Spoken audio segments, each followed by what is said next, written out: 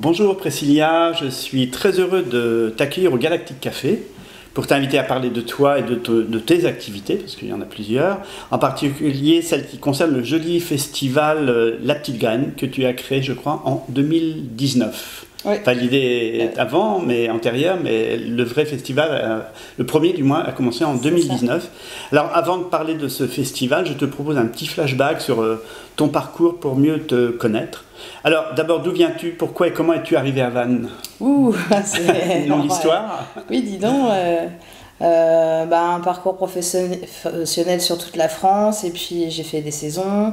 Je me suis perfectionnée dans mes formations professionnelles avec un diplôme d'éducatrice que j'ai passé à Toulouse. Et puis c'est pour des raisons familiales après que je suis remontée sur la région du Pays de Vannes, quoi. D'accord. Voilà. Ok. Et donc quand tu es arrivée sur Vannes, tu étais éducatrice spécialisée, c'est ça? C'est ça. D'accord. Et tu animais des ateliers créatifs? Pendant ma formation, en fait, j'ai proposé des ateliers d'expression théâtrale et clownesque. D'accord. Sur mon dernier stage de formation, et c'est un atelier qui m'a émerveillée par ce que j'ai découvert du public avec qui j'ai travaillé. Donc c'était des jeunes déficients intellectuels légers. Et puis suite à ça, du coup j'ai continué un petit peu là-dedans, j'ai proposé des stages, je me suis formée aussi dans le clown, et puis j'ai continué le théâtre à côté. Pour avoir de plus en plus d'outils dans ma valise. Et puis du coup voilà, ça m'a amené à me mettre à mon compte en tant qu'éducatrice et d'intervenir soit sur des structures spécialisées, soit sur des stages de vacances ou des stages à l'année comme un temps de loisir en fait pour les enfants et pour les adultes. D'accord. Et le fait d'être éducatrice spécialisée, ça me permet de proposer des accompagnements individuels, donc des personnes qui ne se sentent pas forcément à l'aise à jouer à plusieurs personnes. Un premier temps d'approche, donc il y a un côté aussi un petit peu psychologique avec la personne pour comprendre ses besoins, quels sont ses blocages, sur quoi on peut travailler. Et puis après, c'est que de l'amusement, entre guillemets, quoi. D'accord. C'est ce que tu as appelé les ateliers créatifs, les balbulotins? Voilà, c'est la compagnie Les Balbulotins. La compagnie Les Balbulotins, ouais. Ça vient de quoi ce mot, les Balbulotins? Balbulotins, je pense que c'est un mot qu'on a inventé avec une amie, mais pour moi, ça représente les petits bulleurs dans lesquels on souffle, là. Je pense qu'on est ça. Soit on nous colle une étiquette, soit on nous serre tellement le cerveau à certains moments de notre vie qu'on ne sait même plus qu'on a du produit magique à l'intérieur. Et du coup, l'idée, c'est de travailler avec les gens sur cette première étape, de comprendre comment on peut redévisser sa psyché pour améliorer son quotidien. Et puis après, de savoir comment on souffle, parce qu'on ne peut pas faire des bulles en faisant trop fort ou tout doucement. Doser, donc voilà, c'est apprendre à travers le jeu à redécouvrir son jeu, et donc d'utiliser des bases de théâtre et de clown pour arriver à créer un personnage dans lequel on est bien, quelque chose, voilà, et permettre toujours faire des ponts avec le quotidien des gens à côté, quoi. La vie est un théâtre, de toute façon. Alors comment a germé l'association, c'est le cas de le dire, germé La Petite Graine? Parce que je pense que j'ai toujours dans la tête plein de projets et que j'ai envie de participer à une cause humaine et environnementale, et du coup quelles sont mes ressources, qu'est-ce que je sais faire de mieux, c'est des projets, rassembler les gens autour de valeurs communes. Donc on a monté l'association en mars 2018 et on a préparé du coup sur un an et demi la première édition du festival qui a eu lieu en juin 2019.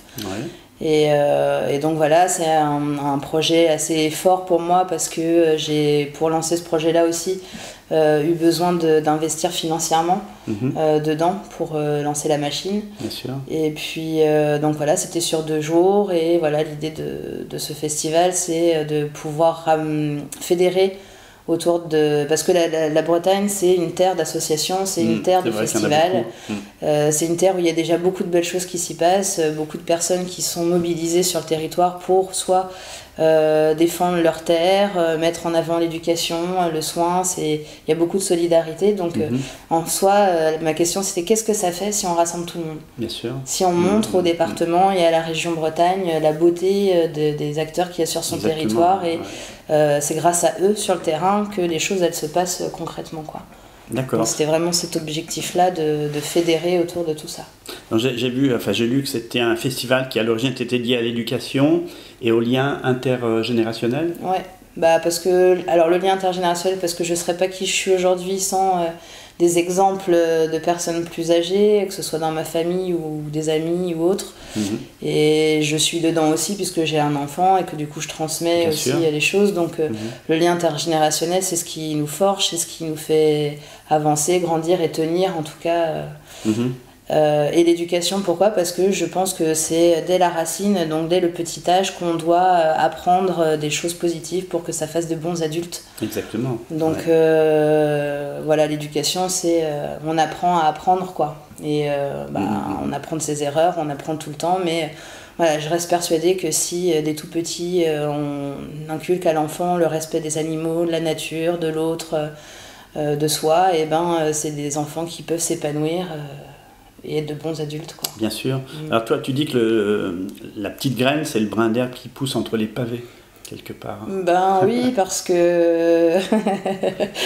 oui, c'est ça, c'est un peu ma phrase, parce que je pense que de toute façon, on a beau recouvrir les rues de béton ou de tout ça, la nature, elle reprend ses droits. Heureusement. Et sans les mauvaises herbes, il y a plein de choses qu'on ne saurait pas, et je pense qu'on en est, quoi. Bien sûr, oui. Je pense qu'on en est. Moi, je pousse pas dans un pot, en tout cas, et voilà. Et puis, on aura beau m'enlever, il restera toujours un petit peu de mes racines qui vont continuer des choses, quoi. Préserver sa liberté aussi. C'est ça. Enfin, ses libertés, du moins. Donc, et la liberté, c'est super important pour moi. Je crois qu'on est privé de tout, alors on ne peut pas nous enlever ce qu'on a dans la tête tant qu'on est encore conscient de ça. Bien sûr. Garder, quoi.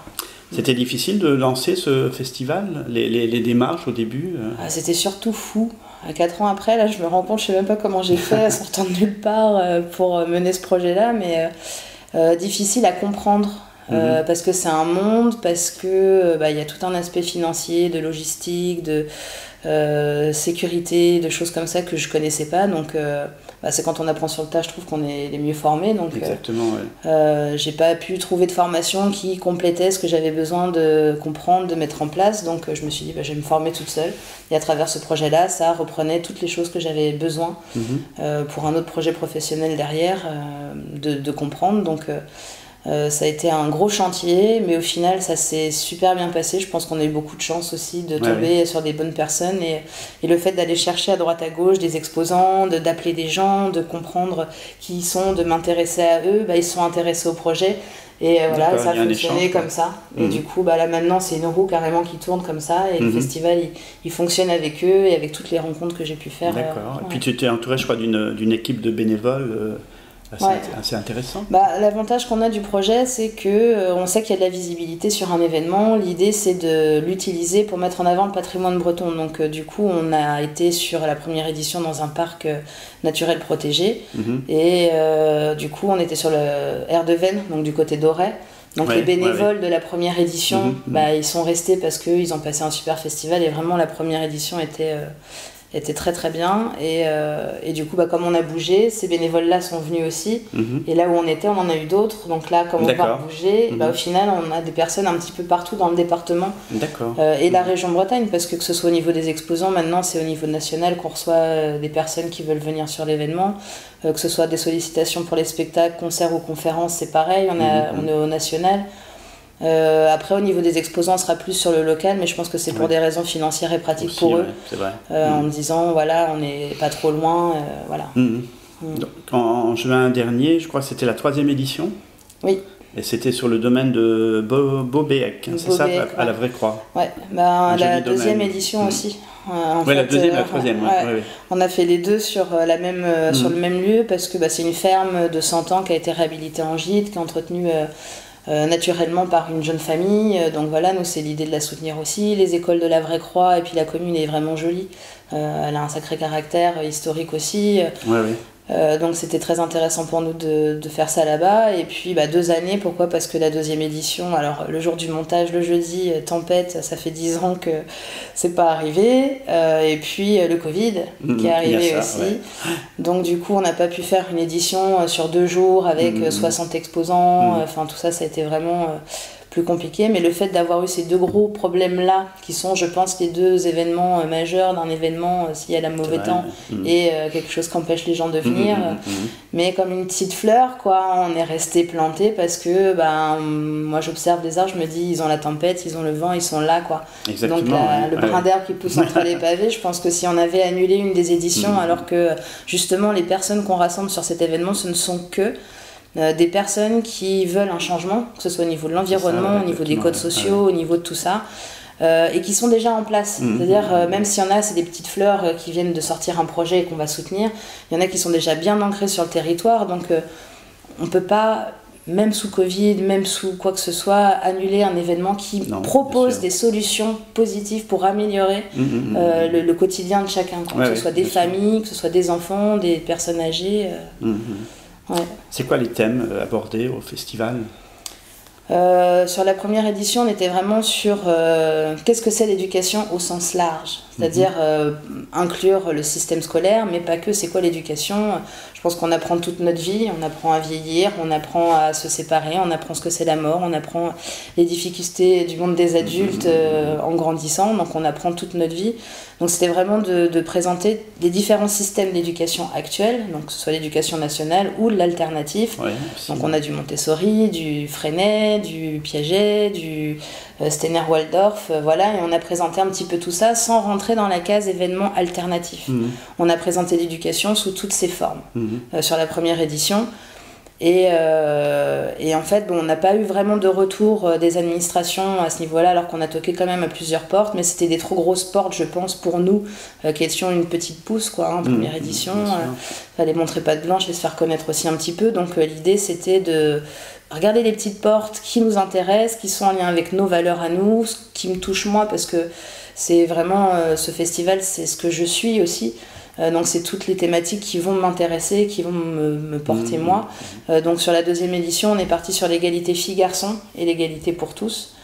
Et là du coup on a pu toquer par exemple à la porte de la direction départementale de cohésion sociale qui travaille sur ce sujet-là, qui a accepté de venir à l'événement pour présenter la situation actuelle entre ce rapport homme-femme, qu'est-ce qu'il en est aujourd'hui, comment l'État se place par rapport à ça.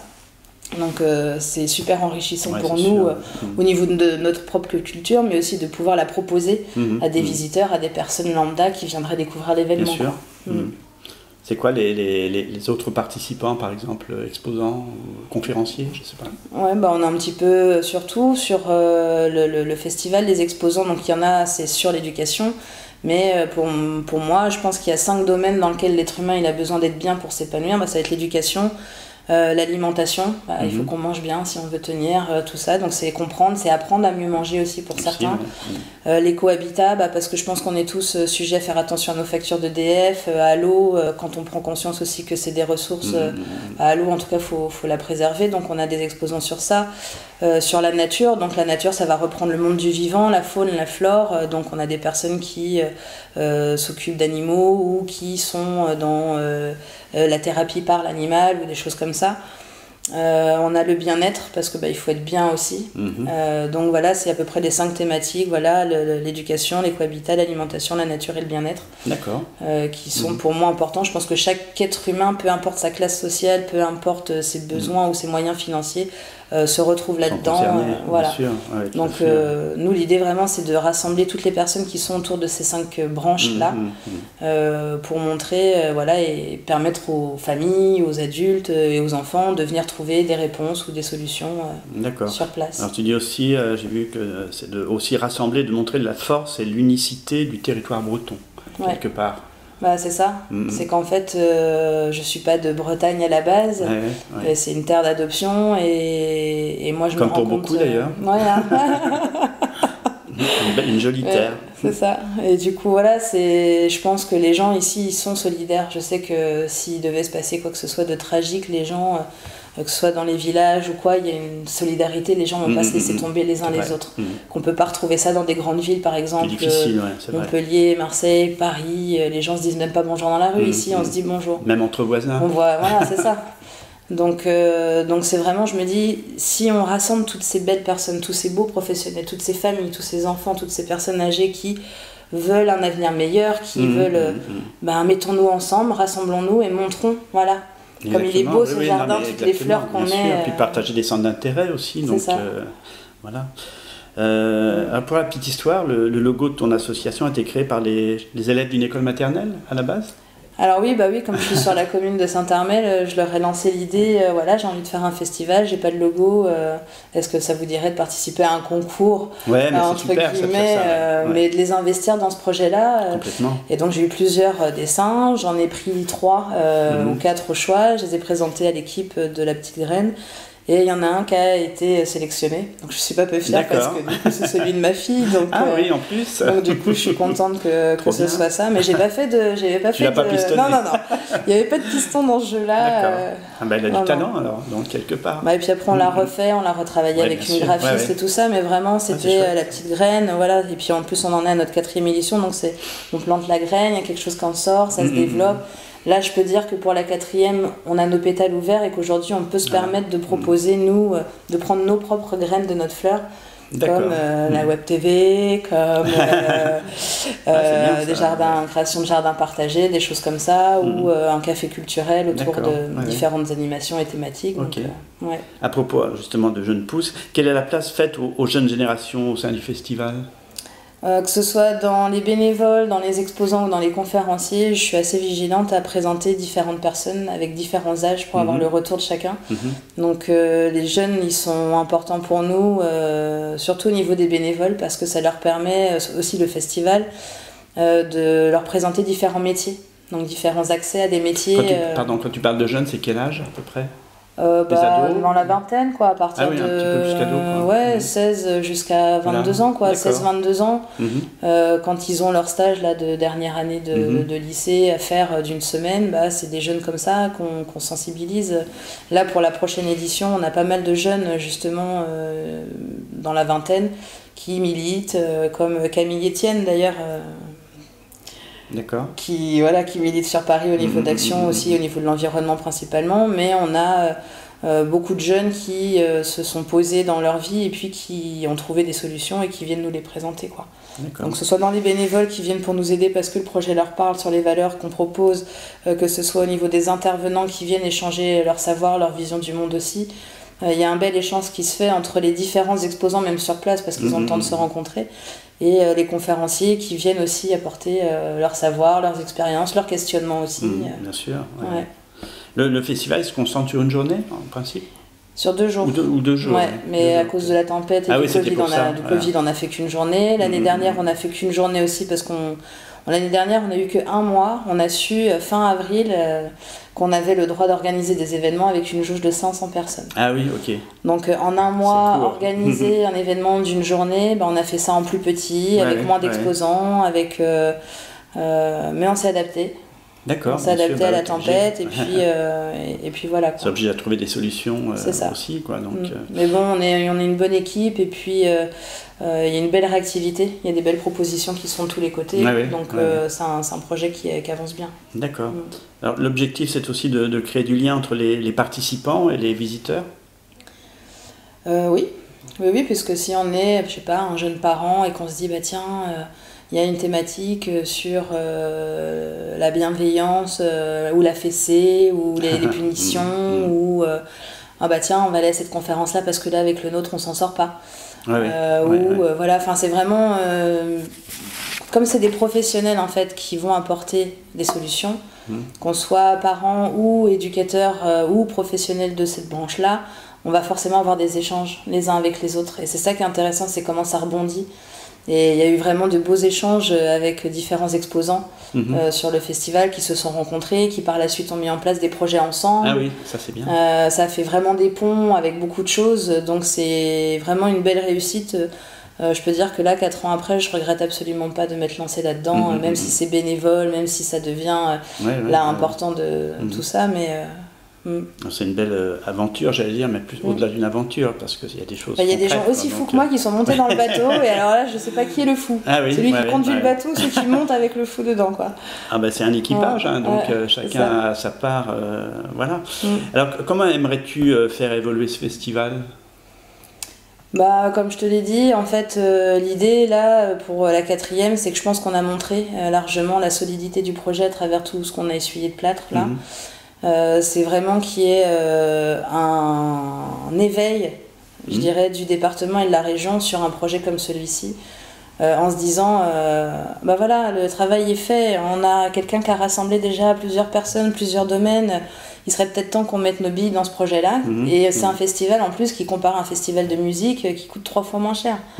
Avec un petit budget, quand je parle petit budget je m'entends, mais on fait ce festival-là et la Bretagne peut rayonner au niveau national en disant voilà, on est un territoire qui se bouge, on a des acteurs sur place qui valent le coup d'investir et de soutenir, quoi. Bien sûr. Ouais, donc là, ma mission, c'est vraiment ça, c'est d'arriver à fédérer, maintenant que j'ai fédéré, on va dire, le petit peuple, je voudrais fédérer les administrations, surtout au niveau de la culture, de l'environnement et de l'éducation, pour qu'ils se mettent ensemble d'accord sur la portée de ce projet-là, parce qu'une fois que eux, ils investissent un peu financièrement, qu'ils jouent le jeu au niveau de la communication de l'événement, c'est bénéfique pour tout le monde. Bien sûr, pour tout le monde, que ce soit les exposants qui vont avoir de la visibilité, qui vont faire fonctionner l'économie du territoire et tout ça, de présenter des métiers à des jeunes, montrer qu'il y a des solutions qui se passent en Bretagne, valoriser le travail de ces acteurs-là. J'espère sincèrement qu'ils vont voir la nécessité de le prendre en charge, parce que ça peut être un très bel événement. Et même si c'est une fois dans l'année, ça n'empêche que voilà, s'il y a une équipe après plus grosse qui travaille sur l'organisation du festival à l'année, moi je peux me dégager pour faire germer d'autres choses à côté. Voilà. Et continuer, et puis avoir un travail aussi différent à côté, quoi. Ouais. Il y a des liens avec des écoles des enfants, par exemple, aussi? Ah ouais, bien sûr, dès qu'on est sur un événement, je vais directement voir les écoles.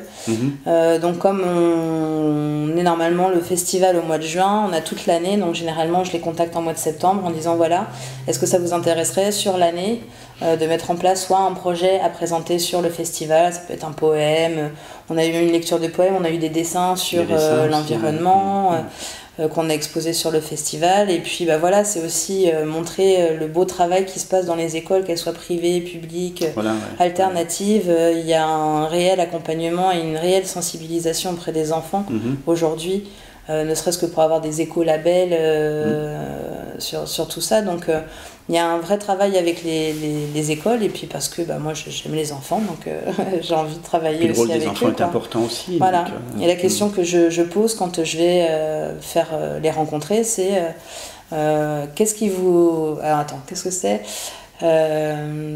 qu'est-ce que vous avez compris du monde aujourd'hui et qu'est-ce que vous souhaitez pour le monde de demain? Et bon, formulé avec des mots plus adaptés. Vous avez 2 heures. Mais voilà, de les sensibiliser eux et puis d'avoir leurs mots. Oui, voilà, c'est ça aussi. Parce que voilà, moi, quand j'étais rencontré notamment l'école privée de la Vraie Croix, les enfants, c'est beaucoup autour des animaux, ils ont des inquiétudes en fait. Et je pense que c'est important qu'on sache les écouter et puis qu'on mette en avant leurs inquiétudes en leur disant vous inquiétez pas, il y a des solutions. Et les solutions, c'est ce qu'on va proposer à travers nos exposants et les conférences qu'on a sur l'événement. Maintenant, voilà. On peut faire ça à notre échelle, mais à un moment donné, il faut qu'on passe le stade du dessus.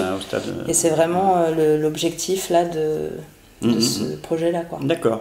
Donc on a un peu fait le tour du festival et puis des activités autour du festival. Tu souhaiterais ajouter certaines choses? Non, qu'il faut en tout cas garder le sourire face à tout ça, et puis qu'il faut s'accrocher. Je pense que la nature, elle nous montre qu'elle est plus forte que nous et qu'il faut savoir à un moment donné l'écouter et puis vivre avec, quoi. Bien sûr, oui. Les dates du prochain, tu les connais déjà?